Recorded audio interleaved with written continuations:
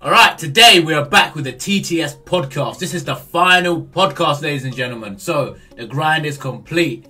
Hopefully you guys have enjoyed this series. But yeah, today we're checking out episode 3 of the podcast, which is the 4th podcast. And yeah, I'm excited to get into this, man. The other podcasts, I mean, they get better every time. I think my favourite of the 3 is actually number 2 right now.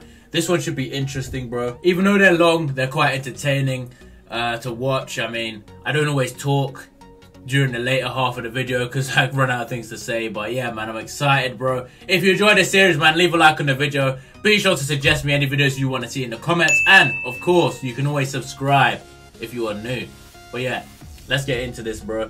Enough talking. This video's going to be long as it is, bro. So here we go. Podcast number 4 and episode 3 of it. I've got a sandwich to eat, so, you know, gonna eat a sandwich, dude. Let's go. Before we get into it, this early music always reminds me of like when you die in Black Ops Zombies, dude.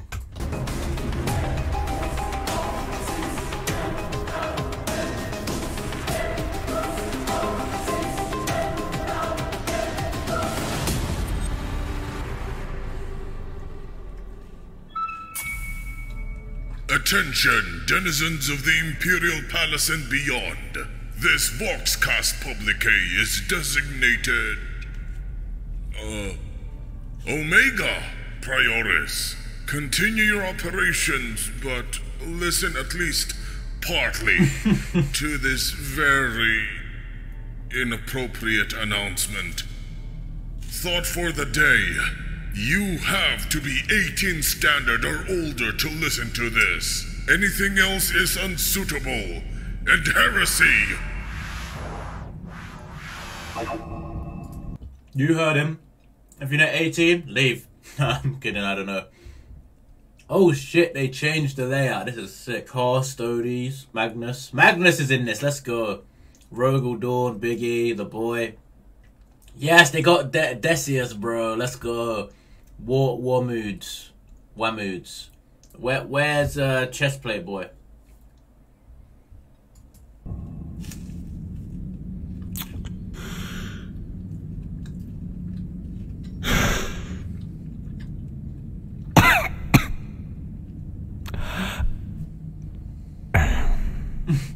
This was not the kind of break I, Dumpy Grinbo. What? Yes. Hi. Hi. I am Manclesiarch Decius the 23rd. I have been brought Manclesiarch onto this Voxcast to I don't know. What's going on? well, this record goes by the name Inquisitor, written by the illustrious scribe Ian Watson, author of the screen story for Steve Spielman's AI. It is the oldest non-anthology record found in the library. Its age surpasses even that of records covering the Horus Heresy. It indeed seems to be even older than the library itself. This tome was found in several different publications, with its alternative title being Draco by Ian Watson, author of the screen story for Steve Spellman's AI. It is the Or did they get like any new mics or something? This Magnus sounds a tiny bit different. Or maybe he just hadn't done the voice for a while. And why is this dude just chilling like Spider-Man? First part of the Inquisition War trilogy by Ian Watson, author of the screen for Stephen's Abominable Intelligence. It's also been found by me under the names the Philosopher's Stone and the Sausager's Stone by Ian Watson, author of the Harry Spielberg series. It is a book by Ian Watson, author of the screen story for Steph Spellborg's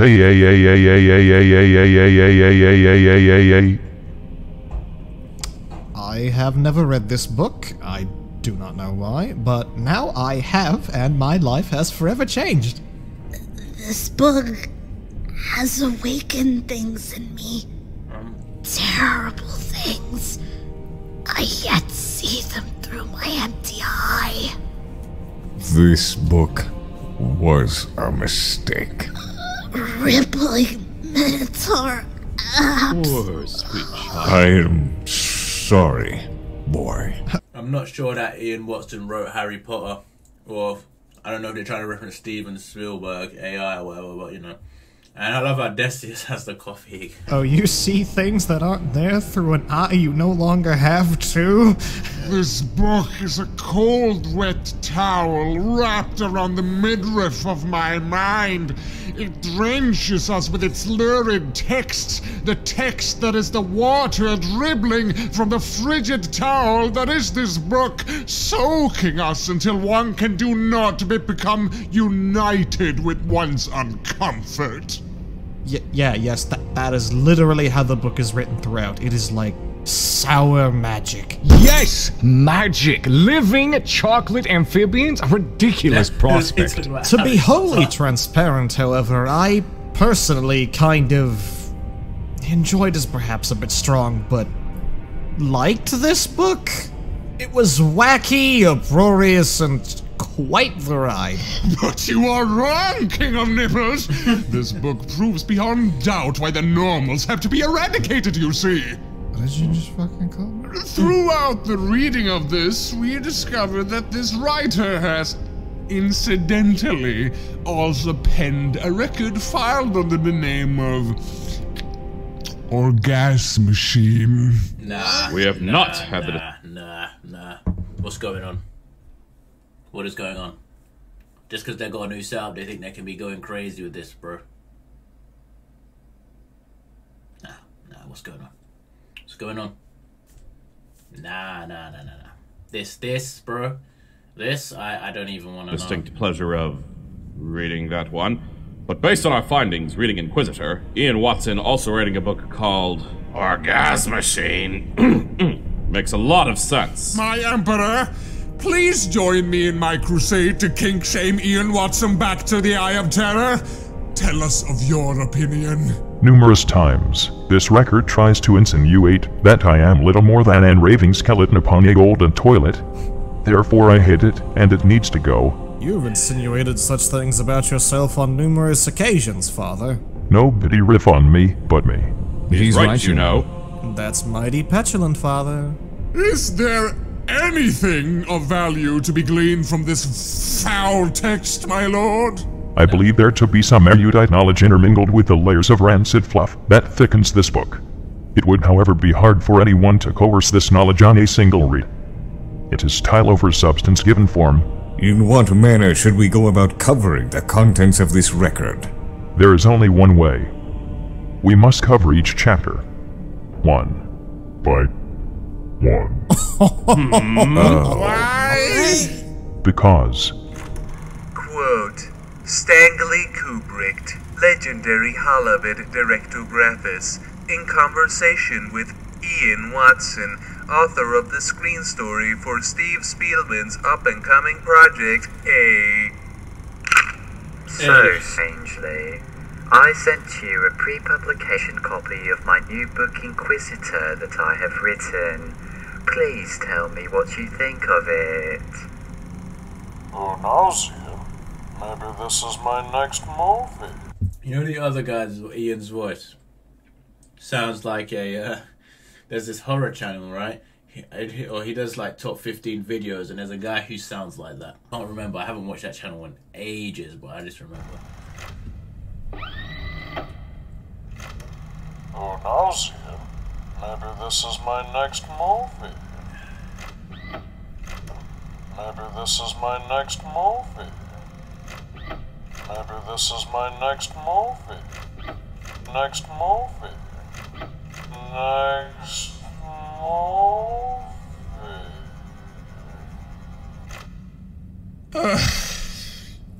let us begin. Inquisitor. Pre-prologue. This book begins with a pre-prologue, as so many books of legend do. No, he's holding a book. At first, Let's go, he's holding a book. Needs pointing out that there are many minor differences between the record named Inquisitor and the one named Draco. Draco is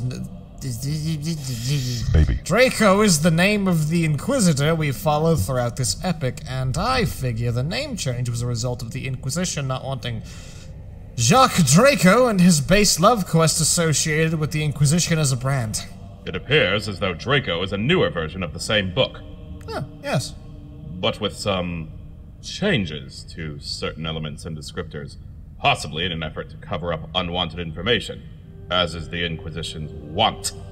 Morbidly accurate, Ecclesiarch. Man Ecclesiarch, please. Man Ecclesiarch. Ecclesiarch? Well, the pre-prologue of Draco does make this clear with a note that reads, and my condolences in beforehand, for it is quite long. My Lord High Inquisitor, I have now examined this particular archive as you requested of me. I can state that the text does truly date from a time around 1200 years before the present day. However, in the absence of a true physical copy of the work, dating a record that exists only as a data file upon our cogitator with any real precision is beyond the abilities of even my most skilled tech priests. As to its content, there is little to tell. I have been unable to acquire any evidence of the existence of an Inquisitor of our order by the name of Jacques Draco. Indeed, my researches have led me to believe that none of the orders have any record of such a personage. However, I have not been permitted access to their most hidden archives, and I cannot therefore offer a definitive answer as to his non-existence. Of his outlandish companions, I have more mixed feelings. The work itself states that the Kaladis Temple acknowledges the presence upon its roll of infamy as such named assassin. Yet in all my years, I have never heard of such a request for information producing such an unequivocal result. The secretive leaders of the assassin shrines openly would even acknowledge any such query from those outside their order is, frankly, unbelievable. The Navigator, well, we know of old the scorn with which our brothers in the Navis Nobilite regard outside inquiries. As to the Abhuman, the thread is cut. The accursed hive fleet of the Tyrannid put paid to that line too long ago. I can't be the only one who's totally lost right now. But, you know, I'll get it explained. I cannot believe, however, that even a renegade Inquisitor, if that is what this Draco really was, would tolerate the presence of such a disgusting mutation. Lord, I understand full well that my role is to examine the facts as they are presented, to report upon the technical aspects of this archive alone. But I must confess to you now, I am sorely troubled. I have been serving you in my capacity as Master Librarian for 2 centuries now, but never have you asked me to report upon such a tangled morass of bare half-truths and inferences. If even a fragment of what this memoir purports to reveal is truthful, it implies a conspiracy of the most mind-warping complexity. Yet where is the evidence? Without it, this work can be nothing but a blasphemous heresy, a traitorous farrago of the most evil kind. This work would be better destroyed than be recorded in any form, lest it one day be revealed to cause who knows what damage to the minds of scholars less skeptical than ourselves. I implore you, Lord, let me erase this heresy. May the Golden Throne watch over you. Ah. Who knows here? Maybe this is my next movie. This inquisitorial droning was no doubt added after the record was, somehow, discovered by the rest of the Inquisition. The conclusion of their review of this book is eerily similar to mine. I have to say, though, Uncle Vernon was a dutiful man. His loyalty to the Imperium was commendable. His son's death to the bearish Abhuman was tragic. Don't remember that, but looking at the epilogue of the pre-prologue, I liked when they had to specify that the squats are all dead simply because a squat appeared in the record as one of Inquisitor Draco's followers. Oh, if you don't happen to know, dear listeners, the squats were a strain of very short and, well, squat abhumans that lived here in the galaxy at some point. Don't quite recall when. They were basically bicurd motors from space. Oh right, they died to Tyranid invasion. Eaten. So many corpses. Here I bunch. Then the Tyranids evolved the ability to be short. Hey. I have to say, I am surprised the mutant-loathing Inquisition didn't just straight up censor the squat's identity and So that whole paragraph, let me get this straight. That whole paragraph was was like a prologue written by the Inquisitors to this book, right? Okay. I understand it now. And the Tyranids eating squats and now have the ability to be short. I mean, I don't think the Inquisitors need... the Tyranids need to be short, but, you know, they obviously do soak up the abilities of whoever they eat, right? Or they can adapt themselves. I don't know, man. Replace it with, say, that of a tech priest or something. I feel like I've seen that done somewhere else, but not in any of these publications. Regardless, more squad formation will be unearthed in the reading. Let us go! Inquisitor. Prologue. The prologue begins with another warning. Befitting of this book. Unlike the former, this warning is also plastered onto the original version. It explains that this record is the Liber Secretorum, or the Book of Secrets, of Jock Draco, the Renegade Inquisitor, the individual whom we follow through this record. So what would a Liber Secretorum be? By asking that question, you have confirmed it works as intended. Yeah. Perhaps each Inquisitor keeps their own horrid little diary.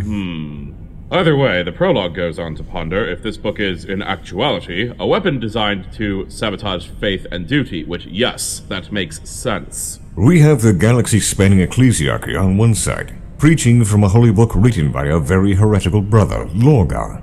Then, on the other side, you've got a book of very niche fetish pornography, which is being treated by the Inquisition as the most heretical thing known to man. Good thing priorities are in place. We did stop preaching from that book, my lord. Have you really? Actively trying to. We are actively trying to. My one eye may be blind, but the black pit still sits. It sees shadows, beings past our reality, and the book has enlightened me as to their true nature. I have changed my mind. This fetish pornography is definitely worse. Tentacles. No. God. Oh my goodness gracious me. So let's talk about hentai. What video did I tell a hentai story in before, bro? About how I accidentally saw it because my friend sent it to me and said it was anime. Just don't click on links.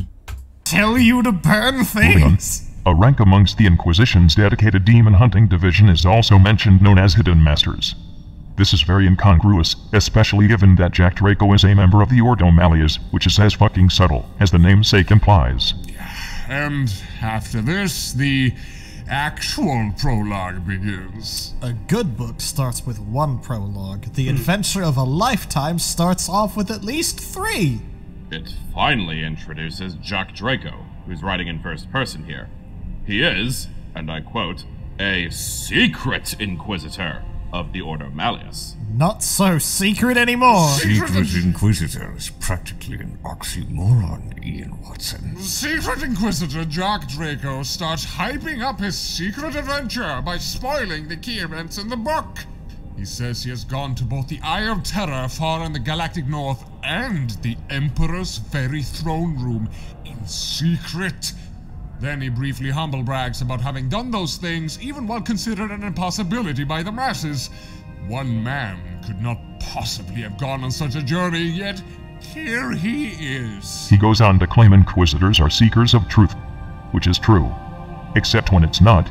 which is always. They may seek the truth, but when they found the truth, they tend to cover up the truth with heresy blankets and then pretend like the truth is the not truth. Yes.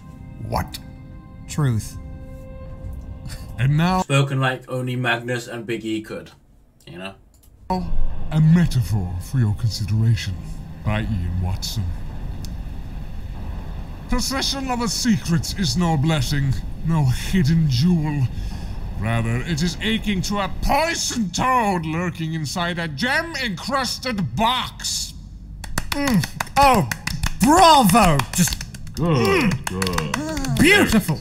I told You may expect this sort of analogy to be but a one-off. It is not. Secret Inquisitor Draco then starts telling this story in third person, likely for dramatics. It will become obvious as we continue why that possibly could be. His reasoning is actually as follows. Though no demon I feel in my bones that it might prove inauspicious to utter my own name overmuch in my own voice, lest I somehow be summoned and bound by hostile human forces. Therefore, I shall become he. I, Jacques Draco, will tell the story of Jacques Draco's experiences to this data cube in the hopes that the Master of the Malleus, or of the Inquisition, may authenticate the truth of what I report and determine to take action. In that event, you, whoever you are, wherever you are, wherever, whenever, may be scanning these words as part of a briefing poised on the brink of a deadly mission. I hail you, fellow Inquisitor, Marine Commander, Hidden Master, whomever. You see, this is probably one of the worst things you could listen to before undertaking an assignment as he suggests, mostly because the grammar requires you to read it 2 or 3 times. Hail, Draco, I am your emperor. Allow me to reiterate what you have just said. Your reason for writing in third person from here on out is, in fact, not because you wrote the contents of the book in before you wrote this disclaimer. It is instead because you are avoiding having your newly disgusted comrades run their way into your love quest dungeon, and to bind you down. I completely understand this was the same logic that drove me to not tell my Primarchs about my Webway project. I hate everything you just said and I will ignore it. Right, so I particularly like the implication that he is invoking the true name clause as though he were a demon, similar to the name he provides as an example, Flygzlzale.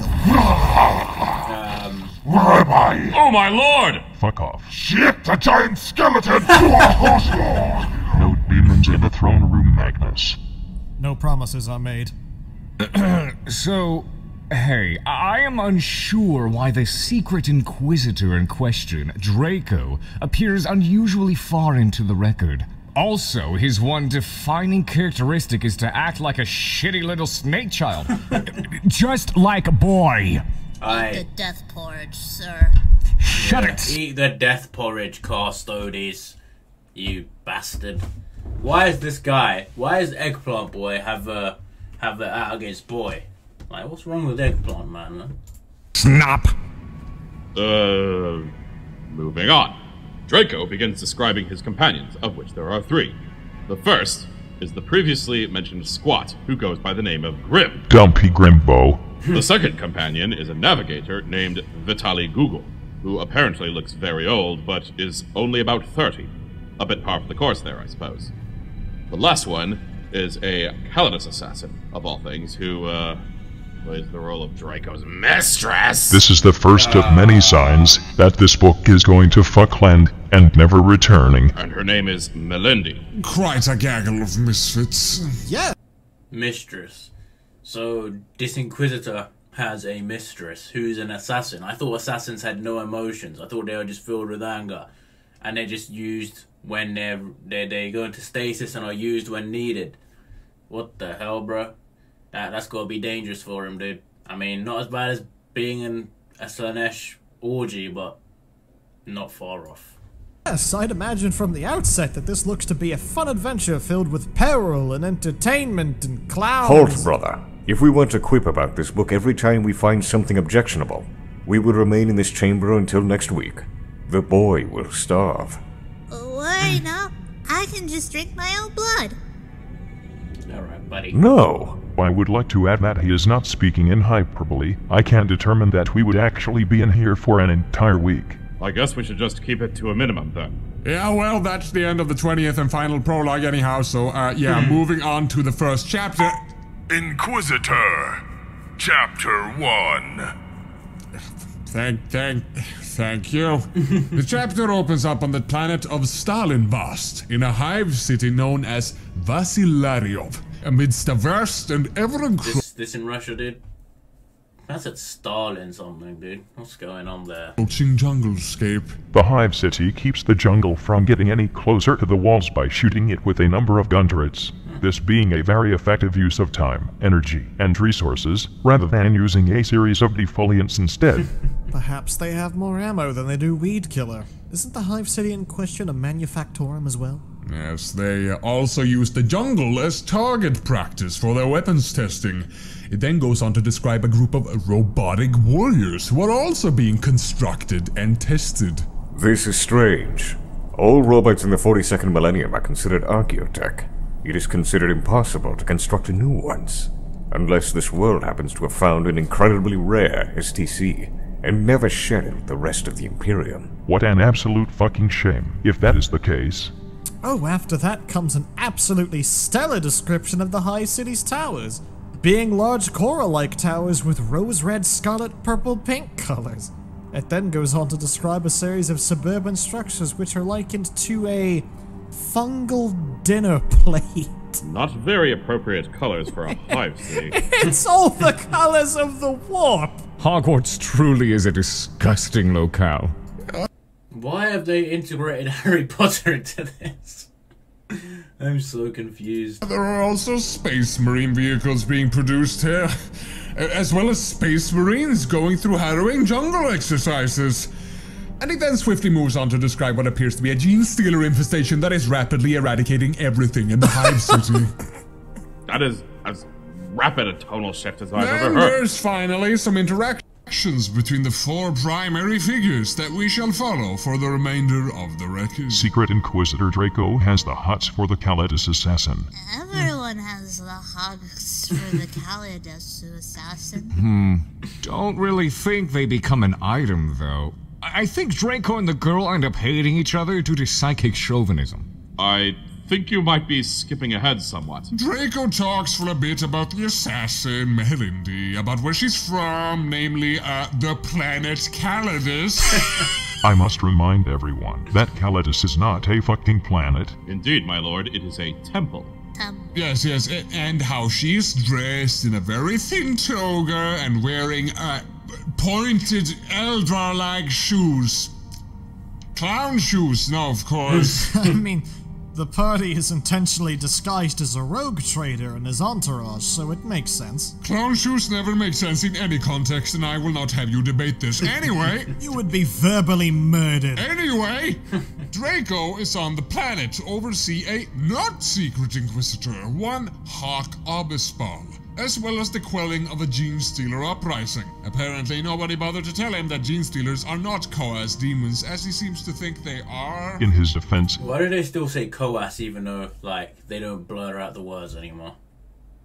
I am fairly certain that most people were unaware that Gene Stealers were Tyranids, until recently. It's fair, since the Gene Stealers came long before the Tyranids arrived in the galaxy. The Tyranids' morbid answer to a vanguard. Oh boy, here he comes! Boy, close your ears. There is then an overly long description of Mehelindi getting naked, taking polymorphin, coating herself in sin-skin from a spray can, and leaping into some ductworks. While this happened, the lads are openly staring at her supple form as she crams herself into a ventilation shaft. Polyjuice potion is a hell of a drug, kids. The purpose of this action is to continue to oversee the battle between the Planetary Defense Force and the Gene Stealer incursion. In the scene prior to this, Jock utilizes some sort of, Jokero technology. Fucking techno-monkey tech. There are these little flying drones that are almost invisible to the naked eye, with which he uses to investigate the battle as it unfolds. As you know, using an undetectable means of subterfuge and investigation is the lesser of the two options, when your other option is to send out a large, pleather-bound woman who has to crawl through ductwork and kill people to remain undetected. But she needs to help kill the aliens or they'll steal her genes. Wizards don't wear jeans, shut up, boy! And that covers Chapter 1. Well, when they're in the regular world, maybe they wear jeans, you know, so... Inquisitor, Chapter 2. In Chapter 2, we take a break from the horny escapades of Jack Draco to behold things from Harkabi's pulse perspective. It is equally as morbid. I am pretty sure he quotes an ancient bad text by the name of my cap or something. And if any of you out there are familiar, you will know why this sucks, and will understand why corporate... Oh my god. Well, we all know what that is. And if you don't, I mean, this plane needs to shut the fuck up. But if... really, he quoted that? Okay. Cleanups of the Inquisition are justified. Yeah, after this, Abispal and his troops proceed to cull the Gene Stealers. This scene continues on for a bit, not going anywhere in particular, until we cut again back to Draco's hotel room. Right. Draco appears to be musing on the warp for some reason. He's also doubting his, hardness. Quite literally, he wonders if he's truly hard enough to handle tasks like the one now before him. The way this man doubts his capability to do his job is really telling of the Inquisition's hiring practices. I mean, it would be if he weren't somehow super competent regardless. Then we get a fun description of Grim the Squat's home life and how his strain of humanity lives. This proceeds to be sharply contrasted by the next scene in which Lindy transforms into a gene stealer but not via polymorphin, and how she then proceeds through the ductworks to get closer to Abispal's position. And then we shoot back to the hotel again, where Grim's preparing to head out and assist Lindy, who is now a gene stealer. After this, there is a bothersome discrepancy regarding the assassin highlighted. She is an initiate, and yet she is actively utilizing advanced jock arrow tech. That is to say, extremely rare and complicated alien technology, just here, in the hands of a self-professed initiate. Father, could it be that she is just that good? Shut your noise hole, you cockatoo. Lindy finally reaches Abispal and saves him from a gene stealer that was sneaking up behind him. She then deftly climbs back into the ducts where she belongs. Meanwhile, though, in another location, the squat known as Grimbo is riding on a power trike, specifically so that he may rapidly collect Melindy and return to the hotel room. Well, let's go get Magnus and Rogel excited because they love bikes. Apparently, Primarchs, they just love bikes. All the while, Draco looks on using his alien spy technology, and the writer takes no time in admitting that Draco wants to have sexual relations with the Calidus assassin while she is disguised as a gene stealer. I wish death for myself. Should we judge him for what he likes? Boy. Yes. We're this close to the window, boy, I swear. Finish the chapter, please. No, we're finished. That's basically Chapter 2. Inquisitor, Chapter 3. Yes. Grim continues his trek through the streets and side passages of the Hive City on his... I love how this guy keeps acknowledging, like, the voiceover. power trike! And notices several things. Bodies standing upright, killed in these massive street-choking crowds of people, all of them bashing into each other, trying to evacuate. Watson continues describing scenes like this for at least 2 pages. I shall not. Good, there is enough Grim here for all of us. He collects Melindy and takes her back to the hotel on his power trike. In the hotel, everyone ogles her new form for some reason. Dark Draco then proceeds to have an internal monologue on how he really wants some of that gene stealer person. That is a statement I will not repeat and already regret having said. No! Move on, swiftly! Moving on, there's, not much more to this chapter. They talk on how polymorphin works to an extent. They talk about Marilindi requires a lot of food to transform back due to the calories required to transform in the first place. Draco orders a sumptuous feast for everyone, while Grimm appears to be less than enthused. He muses that there are millions dead. And here I'm... and that although the Gene Stealers are losing this fight, that fact is but sugar on the porridge of death. This is the best book ever. These assholes then have the gall to point out that I have no way of experiencing pleasure at all. Which, while true, is very rude. Aren't they eating fried chicken while talking to each other? I wish for fried ostrich. My family can barely afford grilled carp's cakes. These wizards are truly living a life of unrivaled opulence. Well, unrivaled as compared to an average hiver anyway. The amount of nuts, sickles, and galleons these guys are slinging around is ridiculous. It's like they're eating a succulent leg of bird in front of an audience of paupers. Please stop. Very hungry. I shall get you a large, non-corpseless sandwich when we are done, boy. Provided you behave yourself and cover your ears when appropriate. I recall this being the end of Chapter 3. Yes, you are correct, my lord. Inquisitor, Chapter 4. Ooh, Chapter 4 starts off with Hark Obispal, oh no, being hailed as a hero for quelling the incursion. Annihilating a gene stealer cult is apparently easy enough a feat that it can be done in a day or two. And then fanfare! A glorious celebration is held wherein people are dressed up with lizard heads because... I don't know. That's just a Stalinvast cultural thing, I guess. But in the meantime, Draco broods in his hotel room claiming that the conflict is not yet resolved. His psychic abilities are telling him that there is further amiss with Stalinvast. As any Inquisitor will tell you, there is rarely any reason to assume that Dan Evil is truly vanquished. Obispal therefore strikes one as a proper jackass, concluding his investigation without making sure all is truly well. Father. Lorgar. Shut the fuck up, you two gremlins. Hashtag blame Lorgar. As he sits in his hotel room, Draco proceeds to pull out a leather container made from the flesh of a mutant. Just like my book. Nasty.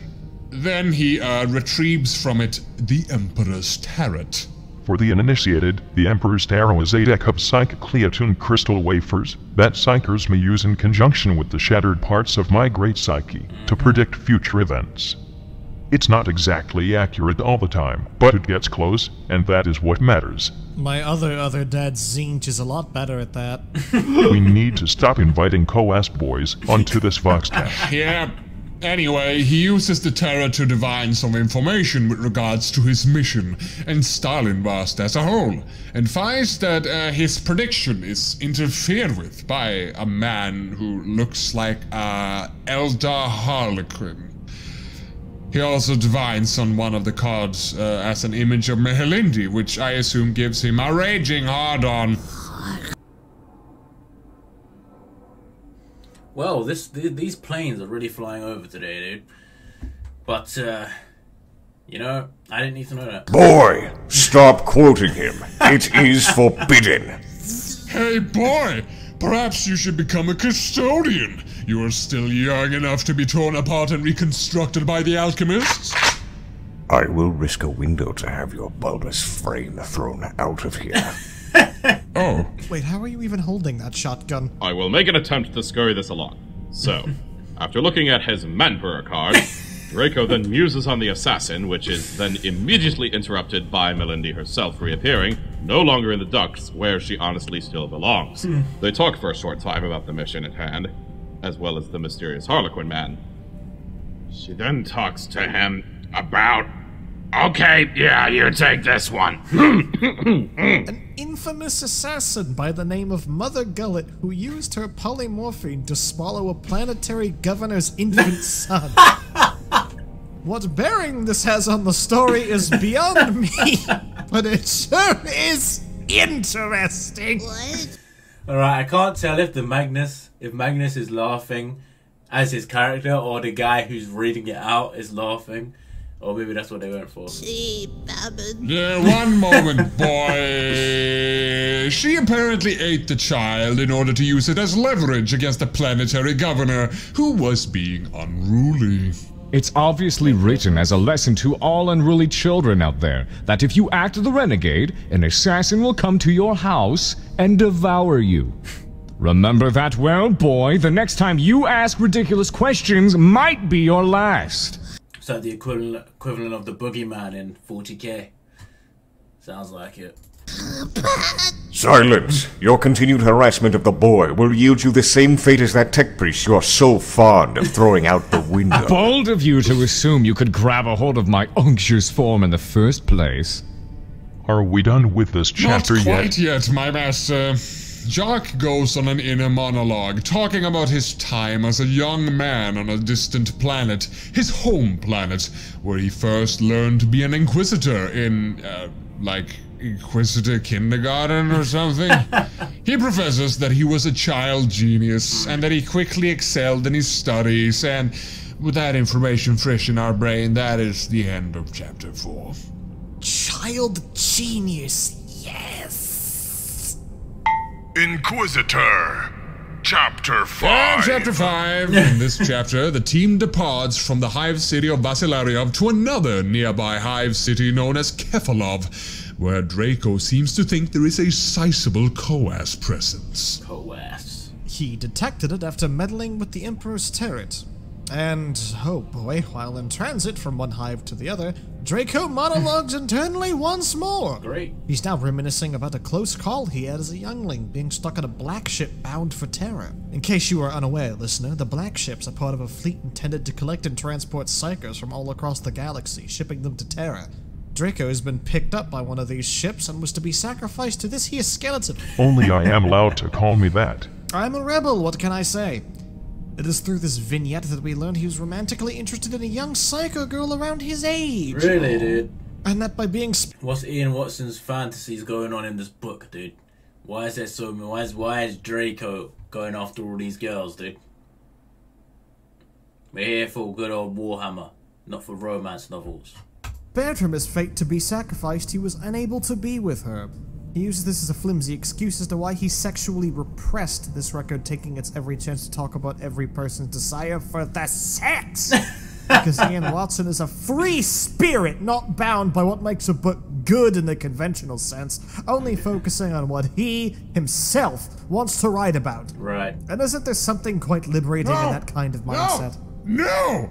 Not when you're recording an Inquisitor's investigation into a potential Coas incursion, one of the biggest threats known to man! This is not relevant information! Do not listen to him, Ian Watson, or any other would-be scribe out there. Follow your heart, not a formula. Stop! We require no more sewer goblins writing about their arcane sexual afflictions! Yes, we do! I will learn to write. What have you done, Magnus? Inquisitor Leech person will have his day in the sun. Shut up, boy. No one who can read would want to read that, and I can read, and I can tell you that no one would want to read that. So there. Are you sure we Well, can this read, is bro? quickly escalating out of hand, so listen, please.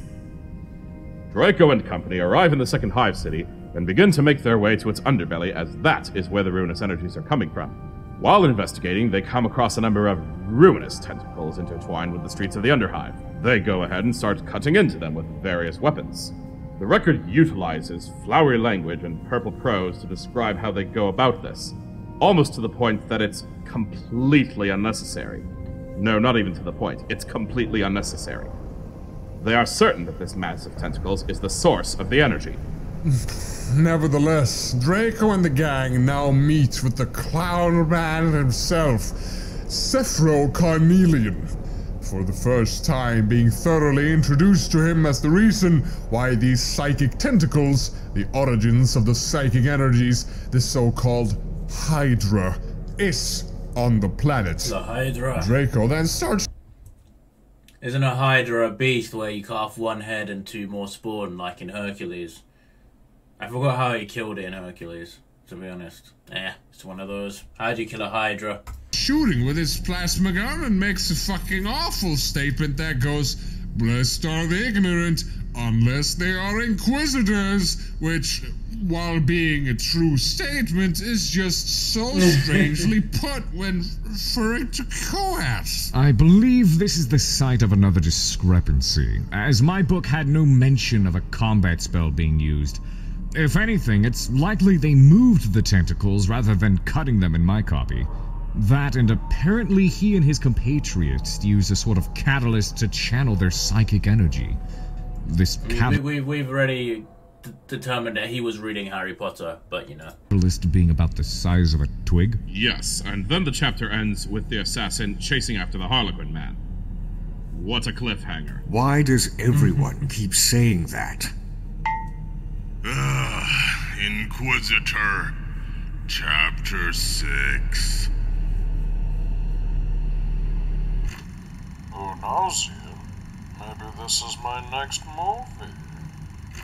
Yeah, okay, this chapter has the assassin going through a literal assault on the mind of the grisly carnal variety by a clown man with a psychic tentacle spawn. Nah, I'm alright. That might sound mildly amusing, but no, it's just in poor taste, so... Yeah. Spot on. Very poignant, poor child. Moving forward. Ian Watson, why do you do this? The chapter then goes on to be even worse by having the assassin say that she wants to perform exemplary suicide for having had her honor besmirched, and then, after some frankly weird attempts at consoling her, Draco goes on an internal tangent about how he's lonely and sexually repressed, and that he wants to fulfill his love quest. Ian Watson, sewer goblin extraordinaire. Okay, rub the garbage in all you want.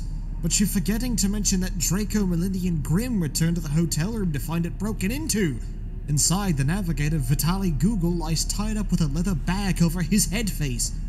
He reveals to the gang that some mysterious assailants had broken into the hotel room, tied up and stolen all of Draco's Jokero tech spy gear, including all of the spy flies. This has given the Harlequin man an upper hand, for he can now see Draco wherever he goes. Ooh. It also apparently needed specifying that Google had shit himself whilst lying tied up and went for rescue, and that Grimbo the squad released him, cleaned him up, and then gave him a massage. Nah, that can't be in the book, bro. Nah, what the hell? What? That squat sure is tender. Alright, that is it. End of chapter.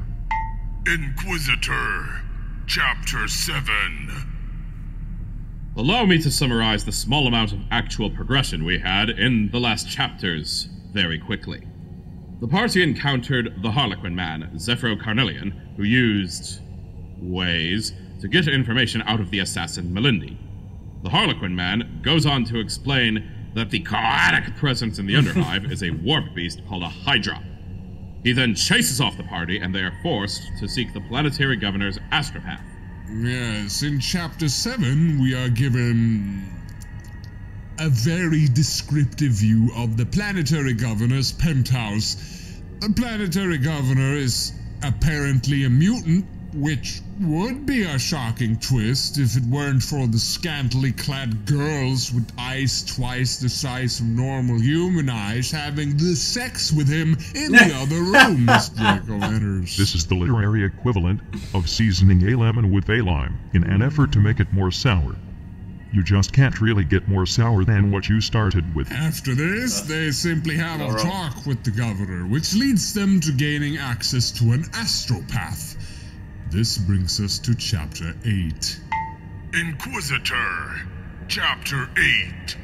So the planetary governor leads Draco and company to a secluded part of his palace where he introduces them to the astropath, one Mama Pagine, who has a large quantity of small free creatures with her. I believe she refers to them as, well, cats. She seems to identify with cats because they are weird creatures. Draco dismisses the governor and speaks with the astropath. He informs her that they require her psychic abilities to contact the Imperial Ravagers Space Marine chapter in order to perform an exterminatus on the planet. It should be noted that outside of this record, there are no other instances of this chapter being mentioned. Even within our own records of Space Marine chapters, this group is somewhat of a mystery. Probably White Scar successors considering their ravaging name. After the discussion, Draco takes the old woman aboard their ship and begins to depart. On the ship, called the Tormentum Malorum, Neat name. there is an interestingly bleak portrayal of you, my most throne-bound master, as a mummified corpse, standing in something akin to a miniature temple dedicated to yourself. In my version, there is a very imposing bas-relief image of me standing triumphantly over fucking Horus. Not entirely sure if this newer version of the record is trying to suck up to me, but it's nice to not be referred to as a corpse. Draco then, uncharacteristically for an Inquisitor, changes his mind on the exterminatus. After consulting his remaining drones and learning that the horrid clown cosplayer, Carnelian, has whisked the Hydra away from the Underhive. The evil presence thus removed, the planet is no longer a suitable target for exterminatus, and the order is cancelled. Somehow. They then enter warp drive and depart for a lead on Carnelian and the Hydra. In transit, the party talks with each other for a while, bantering on squats and their life cycles, and how they can live to be almost 1,000 years old, and that the older they become, the stronger they become psychically. Interesting if true. Then, in another extreme tonal whiplash, Mama Pagine reveals to the party that she had sent the exterminatus order anyway, because she had suffered unreasonably at the hands of the governor and his family. Ow, my neck! Whoopsie! A planetary genocide level oopsie. Yep. And to put icing on this mass murder cake, this astropath is initially extremely pleased that she killed an entire planet and all potential robot warrior STCs that might have existed on it. But then Grim, bless him, astutely reminds her that all her cats were down there too. And then she cries a bit. She's not a good pet owner. I am in agreement, boy. That is no way to treat a wizard's pet. And with that cataclysmic event out of the way, we move on to Chapter 9. Inquisitor, Chapter 9. Halfway there. Let's keep a stiff upper lip, my friends. No, this book makes me limp and feel. Only halfway. Ay. Draco's ship has since dropped out of the warp and arrived at the location they were heading to, a space hulk, or a collection of ruined ship remnants hurled together, floating through the depths of space. Isn't it an awful idea to traverse a space hulk without proper forces? Yes, sir. Yes, it is usually the job of Terminators, who have armor necessary for such a dangerous task. The Inquisitor simply intends to enter with some flimsy spacesuits because he is bad. No, Draco isn't bad, he's good. The best. Whilst approaching the Hulk, they talk amongst themselves about Draco's past inquisitorial work, in which he would slay demons and then have the visages tattooed onto him. Wow! That sounds like an excellent role model for the children, tattooing the likenesses of demons on your body. Boy, do not listen. This is actually a poor example for young minds such as yours. This hulk is the supposed location of Draco's lead, and they go through a brief period of preparing to penetrate the hulk's still active foreskin in order to reach its clogged interior. Keep that two-way minimum. The writing is enough as is. They make their way inside and are caught in a trap by unseen forces using gun robots? Which are referred to as gun servitors in my version. Yes. Gun servitors. Interesting. Getting them to fight. They fight their way through most of the servitors before being apprehended and overwhelmed. They are then brought into a chamber where a few figures are standing, one of which is the clown freak himself, Sephro Cornelian. In addition to him, there is also Hark Obispal, the allegedly incompetent Inquisitor, and another figure from Draco's past, one Ball Ferenze. Ball's the leader of these men, who are apparently a secret order of Inquisitors unknown to the Inquisition at large, one known as the Ordo Hydra. As this is revealed, the chapter ends. Ordo Hydra. So now we're throwing some Avengers in there too. Probably not, but you know. Inquisitor, Chapter 10. Chapter 10 is one of the greatest chapters, at least as far as being descriptive is concerned. It is nice for a change of pace, having a bit of light description instead of an incessant lusting after gene stealer asses. Hear, hear, my master. In any case, the chapter continues where they left off in 9, and the prime members of the Ordo Hydra begin to explain their goal to Draco, who they trust immediately. They tell Draco that their plan is to utilize the Hydra to unite the Imperium. You know, that's always weird about those TV shows and stuff and movies where, you know, you have the guys trying to stop you and all of a sudden you like to explain your plans to him like he's on your side, like he's your trusted ally. Probably never the best idea to explain your plans to the enemy, is it? As the Hydra is a powerful psychic being capable of just such a feat. From there, they intend to use the combined might of the newly unified Imperial Psyche to completely obliterate the warp using your mind, Lord, as a beacon. An interesting plan. I can only see one minute issue. It's that this small gaggle of Inquisitors with no oversight are intending on unleashing a warp monster onto the Imperium as a whole, including me, to create a human hive mind all linked by and under the thrall of a great material beast. That doesn't really seem like a good idea at all, my lord. Accurate. I'm surprised you think so. Having a human hive mind sounds like one of your greatest wishes. I am complaining about the involvement of a warp monster, not the concept of a hive mind. Ah, so just replace the giant immaterial squid with the big angry warp skeleton, full stop, and it'll be fine! I know you are dunking on me, but you are right. So after they finish, Cornelian explains that this Hydra's abilities had already been tested on Stalinvast, and thus they had a starting ground from which they could base their plans on. Draco then interjects, informing the Harlequin man of one fatal issue. Stalinvast has been wiped out by the astropath Mama Pergine. This information seems to stall Cornelian for a moment, who seems to undergo a number of emotional flashes while he processes the information, before he draws a last pistol and blasts Mama Pergine, seemingly in despair that an entire planet was annihilated for no good reason. I am now rooting for these Hydra weirdos. They killed an evil old woman who destroyed an entire planet. And cats! And that was the end of Chapter 10. A short one, but reasonably alright. Inquisitor, Chapter 11. Following the Chapter 10 was definitely more Warhammer. Yeah, just blowing up planets and killing people. Yep. execution of the vindictive old lady, Chapter 11 brings in a more relaxed setting. As in, they've moved to a dining room on a space hulk? The concept of constructing a dining hall aboard a dilapidated congregation of ship's parts is weird.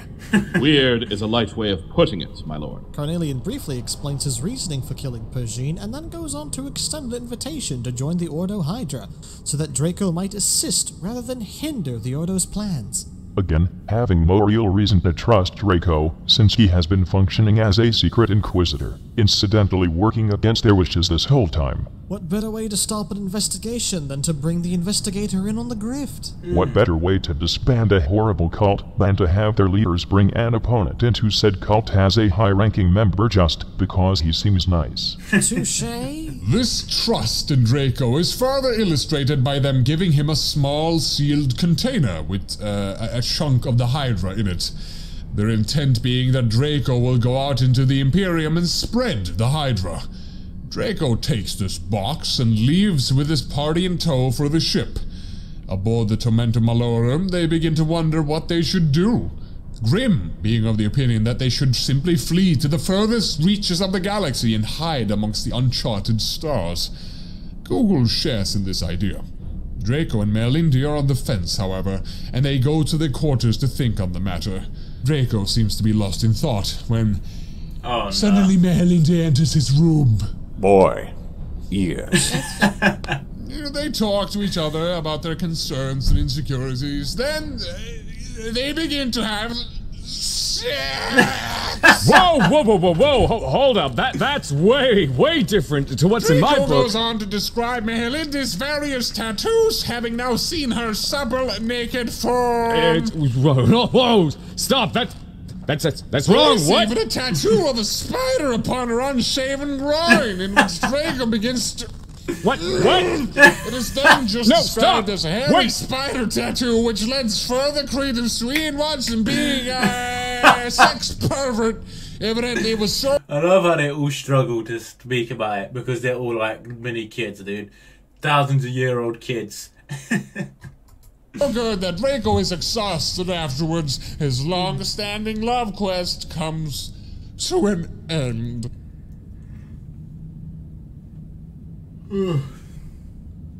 They're done now, boy. I could still see the images in my hollow eye. No. Harry's spider tattoo engulfed him.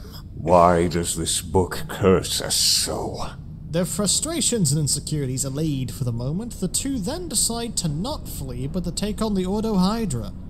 They figure that Carnelian specifically had showed the assassin the abilities of the Hydra in such a horrid way, specifically to show them how total a tyranny was being planned by the Ordo Hydra.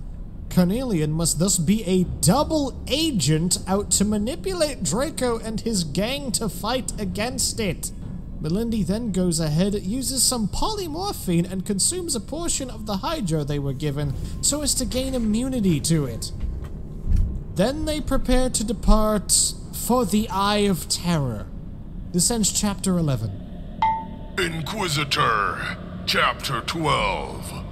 Picking from where we left off with Chapter 11, Chapter 12 has us mid-transit to the Eye of Terror. Just as a reminder, do not go to the Eye of Terror. That is a bad idea. They then enter the Eye of Terror in order to find the source of the Hydra so that they might learn of a way to vanquish it. While on the way, they see a large Coetic warship, which, according to the author, looks like a crab. While traveling through the initial layer of the eye, they settle down and have a nice dinner. Really? That's a weird thing I've noticed. That's definitely not the way to do. Your ship's going to start being overrun with demons soon enough, my friend. So maybe a nice dinner is a great way to go. Almost every meal they eat is of the highest quality, and they eat them at the most bizarre times. Kind of true. Like tacos on Tuesday. Whoa! That's pretty much it. Chapter 12 is kind of inconsequential. Inquisitor, Chapter 13. The Tormenta Malorum begins its approach into the Eye of Terror in search for a specific planet. Which planet specifically? I'm not sure. I may have glazed over that information. Sure wasn't the planet of sorcerers at the very least. Wow, the planes today, bro. But they are indeed searching for one planet in particular amongst the countless consumed by the eye. In any case, they begin their approach to one of the planets, a dark green sorcered world, which For those is covered quick-witted in the audience, this means we are about to descend into the Principality of Gross. And they land in the foothills outside of a city, which they have great trouble visualizing due to the intense green fog. I understand the need for urgency, but that really just sounds like an absolutely terrible idea. Let's just land in the fog of war on a planet that has been overtaken by chaotic energies, with no supporting force, no idea what we'll be facing, and only a funny squat to defend ourselves. Tactical genius at its finest. There could be trolls in those foothills, or weird bald men drinking unicorns. As they land, they take some time to muddle their void suits somewhat to make them blend in with the local populace, as well as have Mehelindia shapeshift into a gene stealer. An act which pleases Jacques to no end. Anyway, they depart closer to the city, so that they might find some answers as to what the Hydra could be. While traveling, they cross paths with another group but these beings are cursed with the taint of Coas, as Ian describes gleefully. Boy. Oh boy, I am now going to read this entire segment where the record proceeds to explain how these horrid creatures look, for no reason. Here we go! A bull of a man, clad in plate mail, led a dozen capering monstrosities out from behind a stalagmite-like tower of rock. Formidable horns curled from the sides of the leader's head, jutting forward, streaked with dried gore. His armor was wrought in the contours of bones. Metallic bones were bent into hoops around his thighs. Bones melded to bones made runic designs. Leering alien skulls capped his knees. Giant toe and finger bones encased his boots and gauntlets. An obscene Master of Bones. Codpiece of artificial bone bulged, encrusted with bloodstones suggestive of ulcers. He also wore a fine satin cape that cut a dash in the breeze, and a gold said ulcers instead of ulcers. Alright, bro. Necklace with an erotic amulet. To Jock's senses, the bullman radiated an eerie, brutal sensuality. Of course. His gear seemed to say that even bones could copulate, that even metal could debauch itself, though not in any soft style. Behind the leader trotted an upright tortoise of a man whose squamous head poked out of a barrel-like shell spangled with iridescent stars and crescents as if he was a walking galaxy or a mad magician. Silk ribbons fluttered like streams of burning gas. Did he ever crawl out of his shell onto some couch at night, tender-bodied, squashy, all of his pleasure nerves exposed to the ministrations of some large, wet tongue? Another warrior wore a brass waistcoat and leggings glued with some gold braid as if furry caterpillars crawled upon his armor. In place of his left arm, he sported a sheath of tentacles. On his head, an exuberantly ringleted periwig. Yet another, who was visibly hermaphroditic, in plus crystal armor, thrust forth a great lobster claw, studded with medallions. One thin, tall, small-breasted figure, braced with a clanking baroque exoskeleton, bore the head of a fly, upon which perched a cocked plumed hat. A brass-bound ovipositor jutted from her loins. Her neighbor was a striding, slavering two-legged goat in rut with a starched organdy ruff fanning around his neck, lace ruffled at his elbows, and a velvet cloak. Only one massive man appeared to be true human. He wore a nightmare parody of noble space marine armor, engraved with 100 demon faces, though disdaining a helmet. Great flangled pipes soared sidelong from behind his head, as if copying the bullman's horns in reverse. That head was of statuesque marble nobility, the hair bleached white and permed into waves. At the tip of his aquiline nose, he wore an emerald ring that suggested Jock a drip of mucus. One cheek was tattooed with sword and sheath poised like lingam and yoni. Alongside this traitor marine there danced a mutant woman who was at once beautiful and hideous. Her body, clad in a chain-mailed leotard trimmed with rosettes and puffs of gauze, was blanched and petite, her hair blonde and voluptuous. Yet her jade-green eyes were swollen ovals, set askew in an otherwise sensual face. Her feet were ostrich claws, ornamented with topaz rings. Her hands were chitinous, painted pincers, a razor-edged tail lashed behind her plump buttocks. How like a demonette of Koras she seemed. Google. How long does this go on for, bro? What is this? Groaned at the sight of her and took an involuntary step forward. Grim gritted his teeth. And yeah, that's it. I do not need to read anymore. You get it. Haha, got him. When I said gross, you were probably thinking Nurgle. Nope, Yeah, it was Slanesh the whole time. Yeah. Absolutely Yep, you could tell it was Slanesh when I heard lobster claw, dude. disgusting. It comes as no surprise that we get a painfully accurate depiction of the blight of Koas upon the human form. Do you know, in addition to all the boobular nipple rings, exactly why we got this drawn-out explanation in the first place, when all of these creatures are dismissed as irrelevant barely a chapter after the fact is a question everyone already knows the answer In to. an effort to obfuscate his true purpose on the planet, Jock banters with the Koas townsfolk about things for a while. Really? And taking no time to explain to them that he is having sexual relations with Mehelindi, Of who course. might I add, is still disguised as a genius stickler. I mean, the Slaneshi guys, the Slaneshi servants will probably rate him for that and say, well done, brother. That is some great stuff you're doing right there. You should join us. You know? Wait, you have forgotten the best part about her transformation. No! Did you not wish to talk about the fuck pouch that she grew to simulate a vaginal opening as a part of her disguise to these filthy Koas folk? Oh, boys. Who knows you? Maybe this is my next movie. A normal wrote this. And yet I find myself ostracized for wanting to call them. The servants of He Who Shall Not Be Named are wily and disgusting.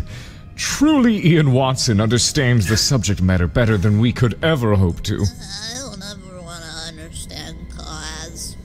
On that, boy, we agree. I mean, shut it! Suffice to say, the Koas warriors are only slightly duped by Draco's ploy, and combat ensues. Lovingly rendered combat, I might add, to be entirely fair. It is not bad. At least he goes to as much detail in describing their wretched bodies being torn asunder as he does in describing the wretched bodies in the first place. Yes. Please don't After do that. dispatching the band of Koas people, they move closer towards the city on the horizon when they hear a very distant noise, which is explained further in the next chapter.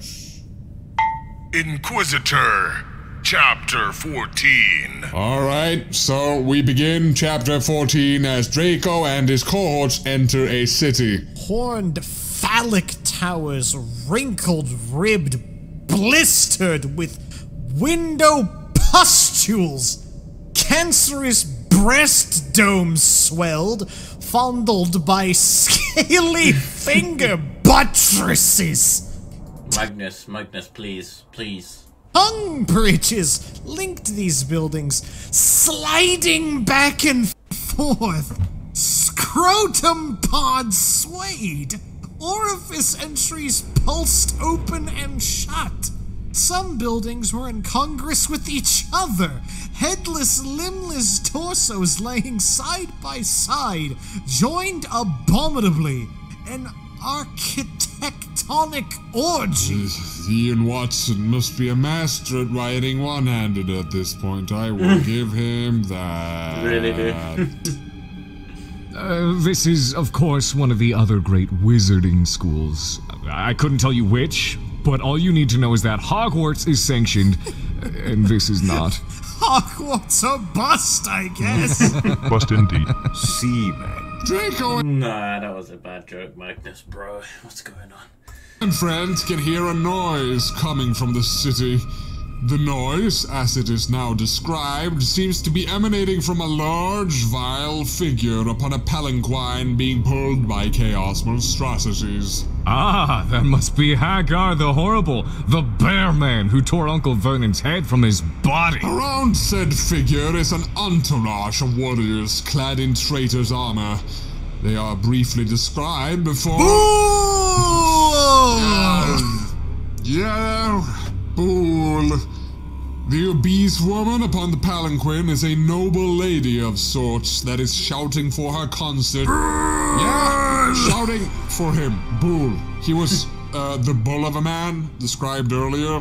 The one with the bones, the bulging bones.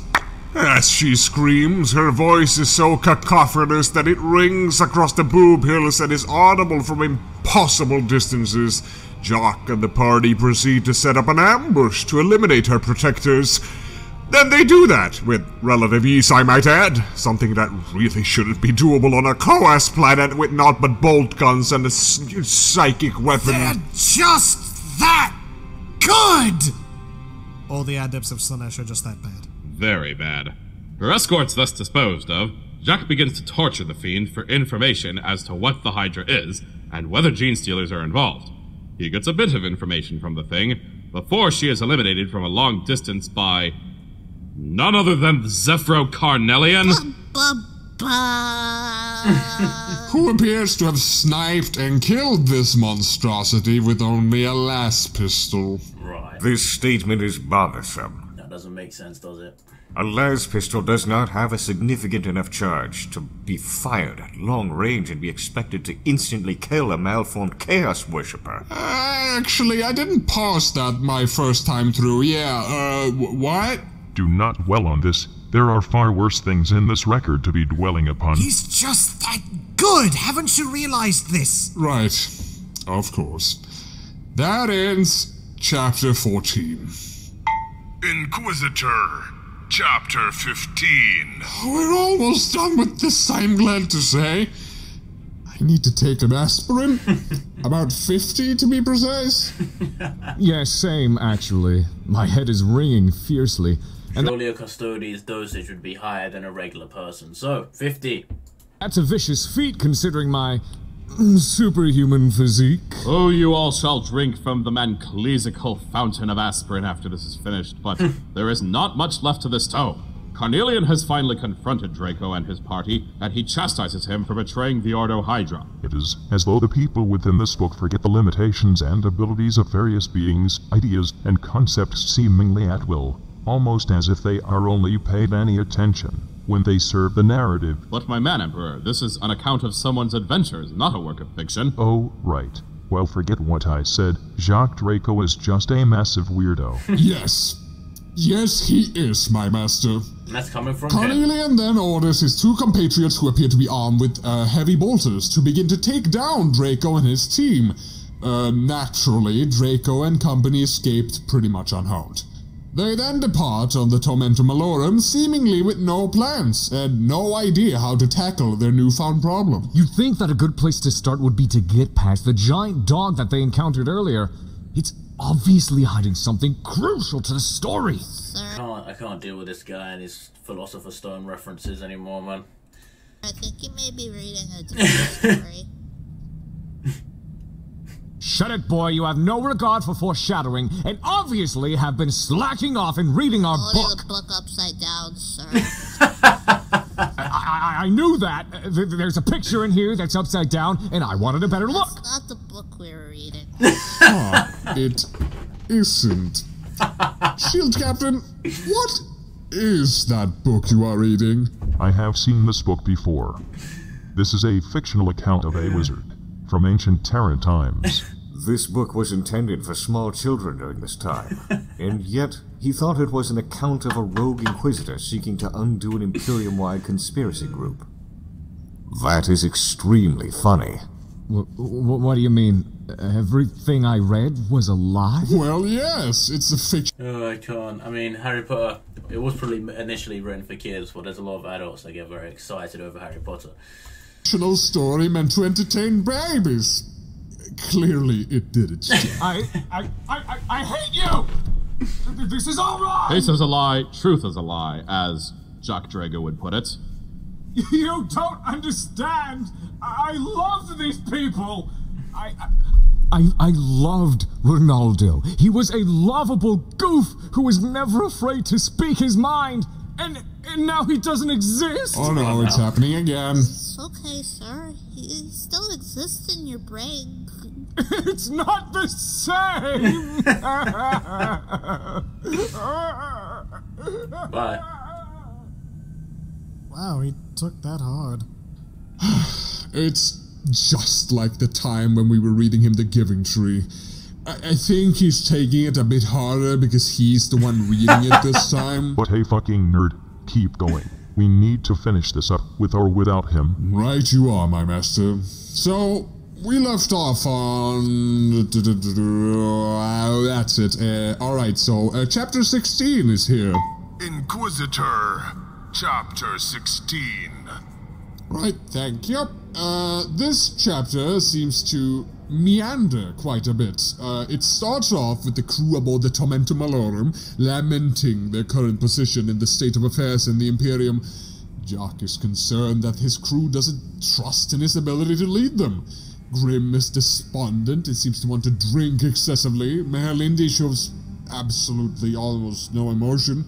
And Google continues on to contribute a bare minimum to justify his existence in life. He's a navigator. What were you expecting out of the little pervert? I don't know. I just find his existence redundant. Jock could have spent this entire time having not even mentioned his name, and I think we would have had about the same idea as to what is going on. Complain about redundancies later. Read now. Of course. They spend the chapter visiting the resupply depot and the star system of Bandicoot. It says Bandicoot, I'm sure of it. Whoa! You are in need of prescription spectacles, sir. The star system is called Bandicoot. It's practically the same. Anyway, during this time, Google seemed to dwell on the repulsive fiends from the Coas planet and how he felt aroused by her presence.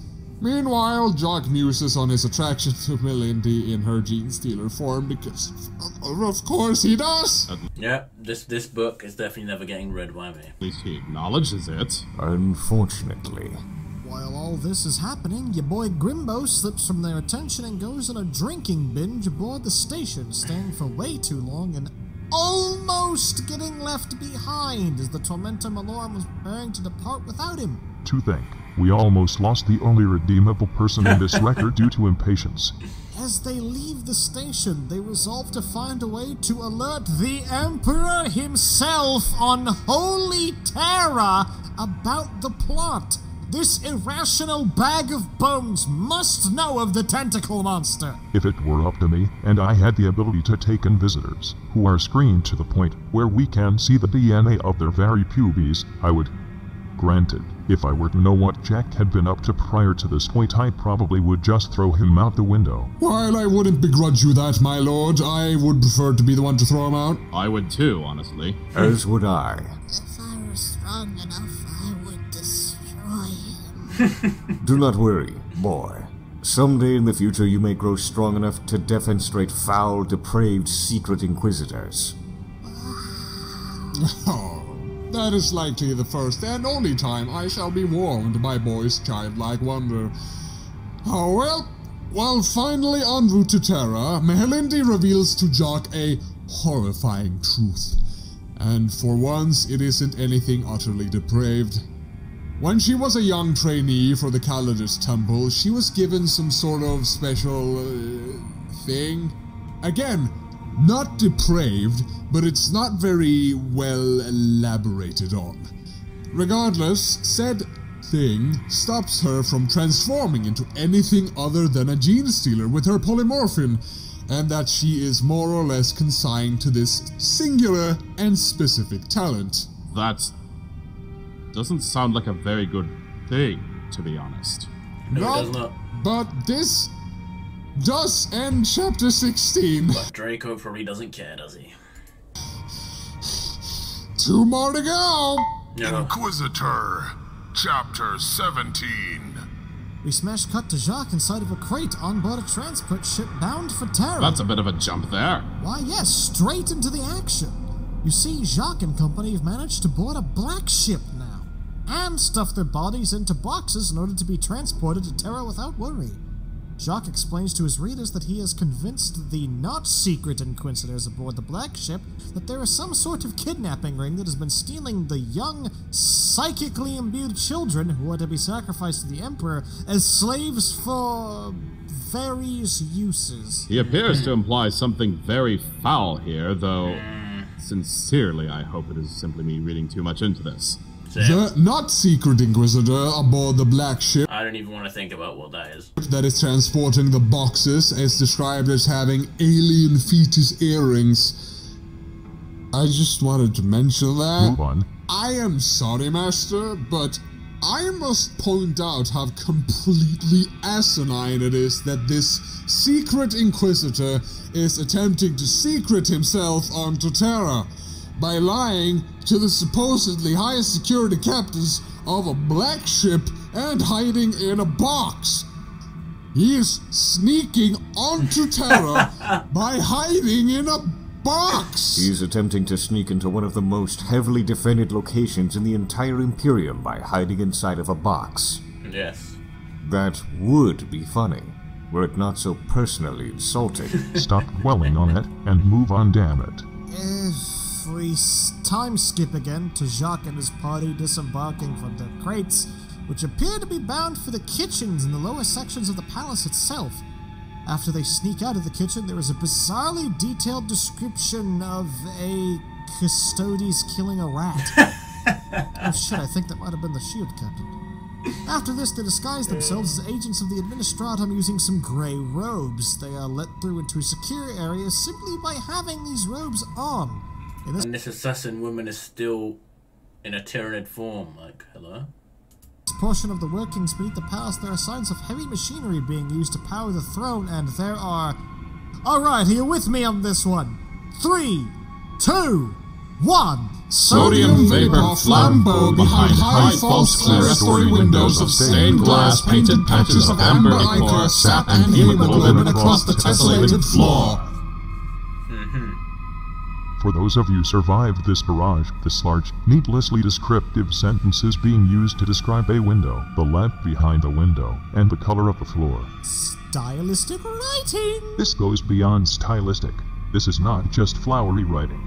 The sentence is a winding hedge maze of an entity that is indicative of everything ridiculous about Ian Watson's writing style. It took the more illiterate of us 5 whole fuck-mothering minutes to look up the definitions for each of these words in various dictionaries we had on hand. Please, if any of you are thinking of becoming scribes, do not stop and force your readers to drop your book and pick up a dictionary every other chapter just because you need to assert your talent for finding obscure words. And don't do that. Any intellectual types out there beginning to write an email to us about how it is the sign of the learned man, who includes such advanced words and phrases in a text medium, this record is shallow, and only artificially deep. It is depraved, uncanny, and most damning of all, boring.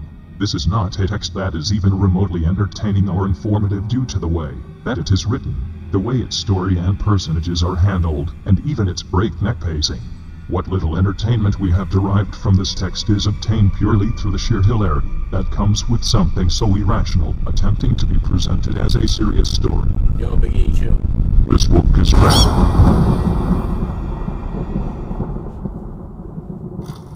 Who knows you? Maybe this is my next move.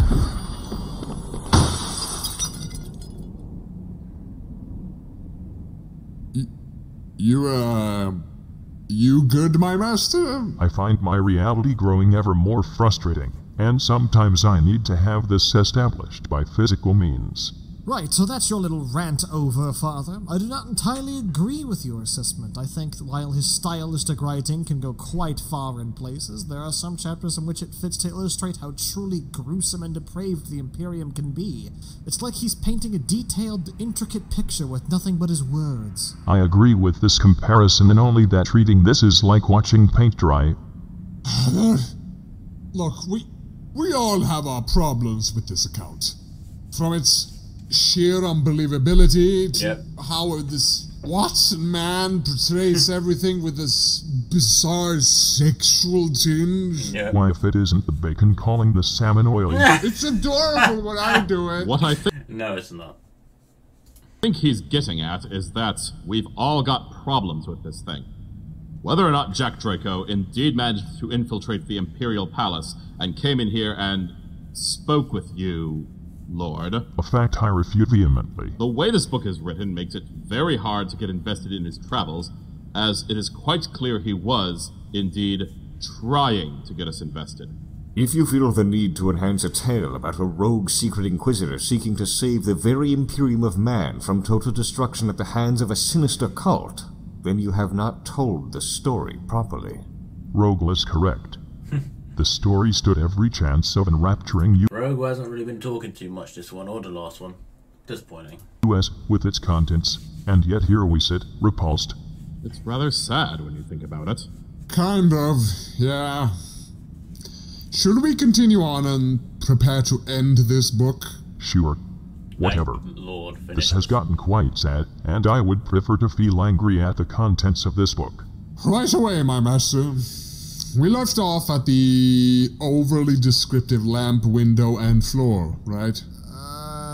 Yeah. Good. Further described in the room which Draco and company find themselves are the pumps and machines that filled the throne with life.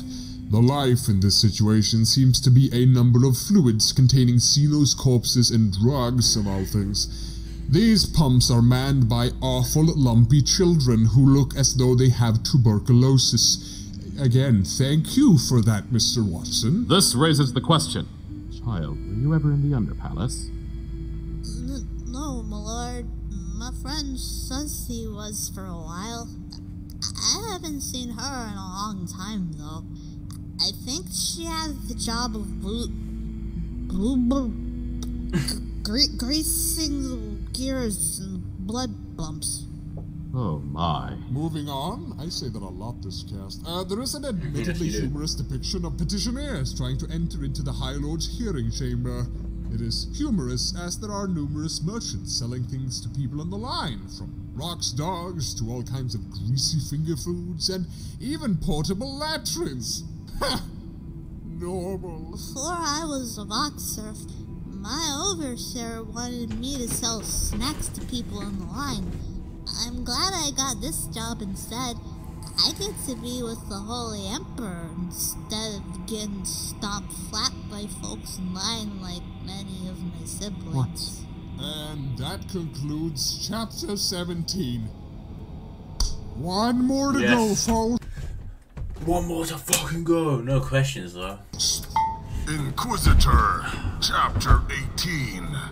The dawn of the final chapter. Now, in the most baffling of scenarios, Draco and his party leave the palace and depart for the slums of the city surrounding the palace.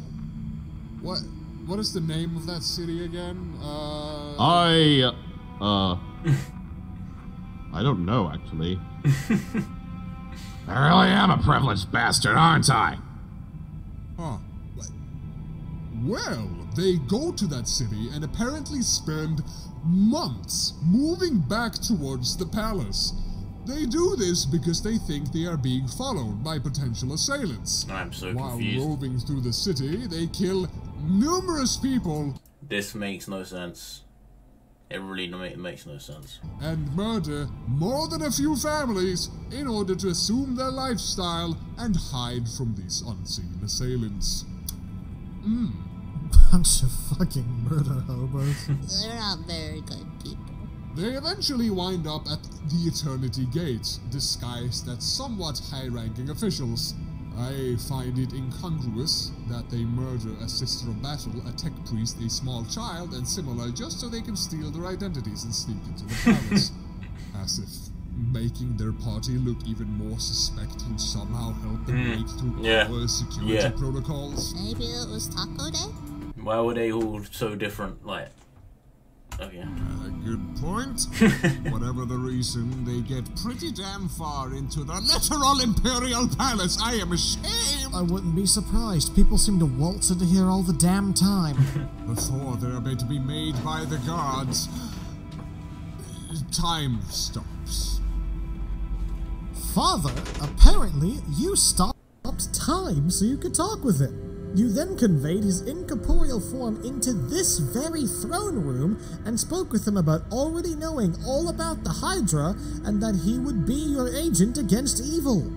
I can say, without a shadow of a doubt, that this man has never in his life ever set foot in this throne room, corporeally or incorporeally. sincerely cannot remember if you had ever spoken to him, Lord? Sincerely. Neither this man nor his ramblings strikes even the smallest of bells within my memory. This unfortunately means that our entire story was all for naught. I hope. As a custodian guard, this is quite gratifying, but as a reader of this book, it is thoroughly unsatisfying. And that is also the end of our book. Inquisitor, epilogue. So is there like more books in this series that continue this story? Because this story makes no sense. I am feeling the burn from reading this now. I am not reading any more of it. If you people desperately want to know how it all ends, the book ends with an old man shitting himself to death. Is anyone surprised? No. No. Ah, so it does, ending with a truly potent allegory to the human condition. Inquisitor, over, I suppose. Well, and truly. Alright. So, since this took a year to get through and my entire body has been lit on fire by Ian Watson, I wish to stop here for now. Same. There will be no questions this time around because I know the vicious blob beasts listening to this will only make it worse. Thank you for this mercy, my lord. Thank you. And for inviting me onto this Voxcast, I would also like to say, what did I do to deserve this? Repenting for my previous wrongdoings. Please, I beg of you, do not exact this intense a punishment on me again, for I fear my old body will not be able to take it. I must go now, and drink from the fountain of aspirin, and sleep, long and deep. I wish you all good recovery. You're all a bunch of whiners. Magnus, do you consume the taco on the Friday or the Tuesday? No. Taco Tuesday is on Friday.